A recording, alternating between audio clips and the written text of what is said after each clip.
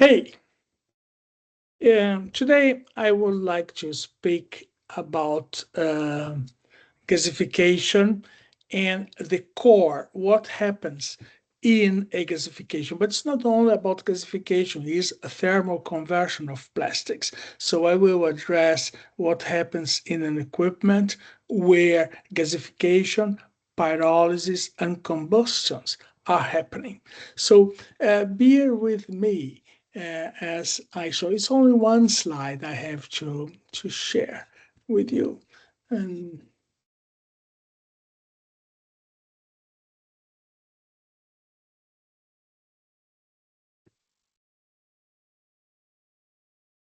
beg your pardon, just to get there in a second.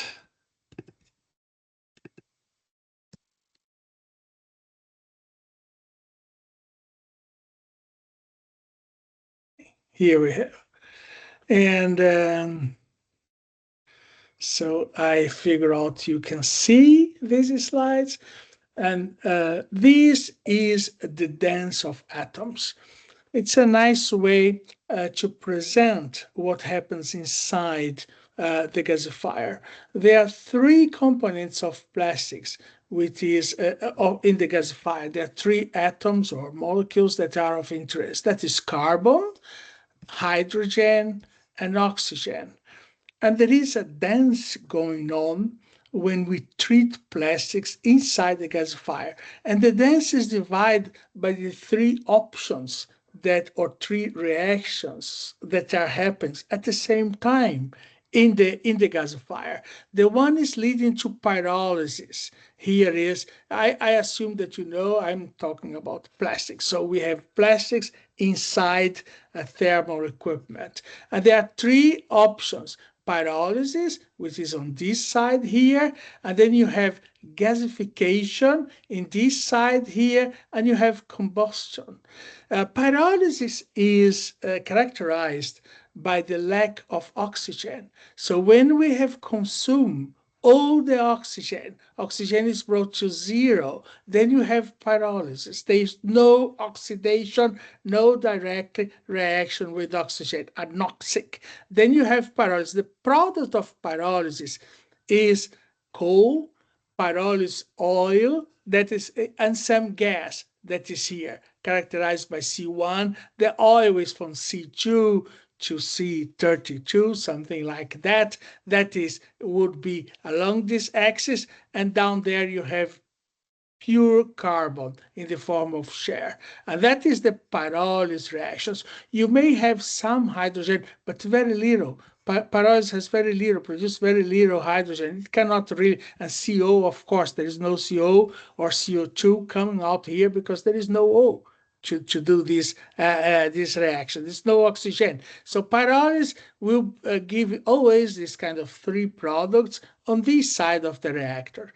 Then there is, when you start doing oxygen, starting adding oxygen to the reactor, then you have CO formation. That is a sub-oxidation, an incomplete oxidation. That is the area here. Goes to a complete. That is the area between the incomplete CO to the complete oxidation 2. That is the O position in the triangle. Of course, this interval between CO and complete oxidation, that is where we have syngas formation. And of course, you can oxidize both with O, but you can also oxidize with the steam that is represented here. You can use steam oxidation and drive your reactions in that direction, because then you really know that you are limiting the oxidation. In fact, you control the CO2 formation as a very important point of control of your gasification, because when you see CO2 formation, then you know you are having combustion inside the reaction.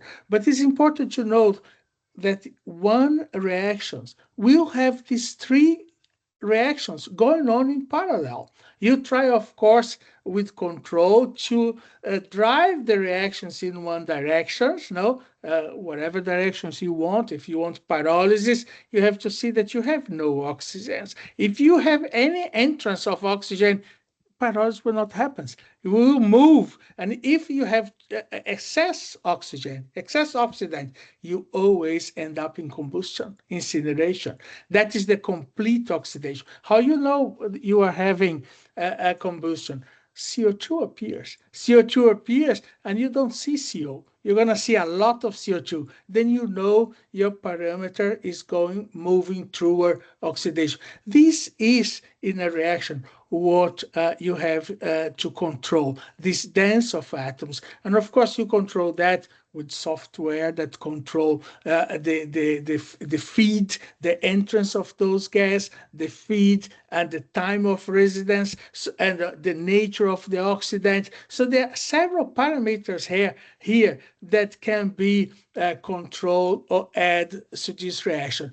But that is the dance of the atoms. What you want to have in syngas is only CO and hydrogen. That is the culprit of syngas. You have CO and you don't have CO2 and you don't have share. You have no ethane and no methane formation. When you have methane or ethane or you have char formation, you know that you are running low in the oxidation. There is a kind of oxidation relation, no, to syngas.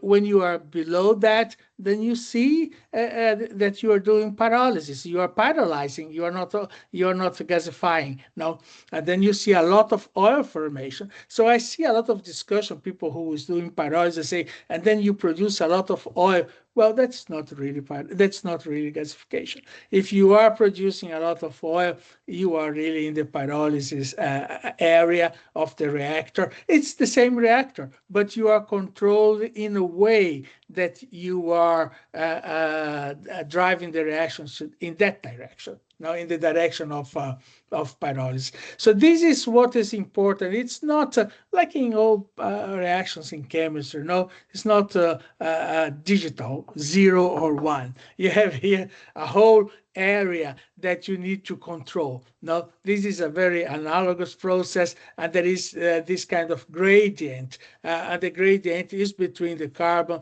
the hydrogen, and the oxygen. I hope I have now explained this in a way that the general public can understand. Thank you so much.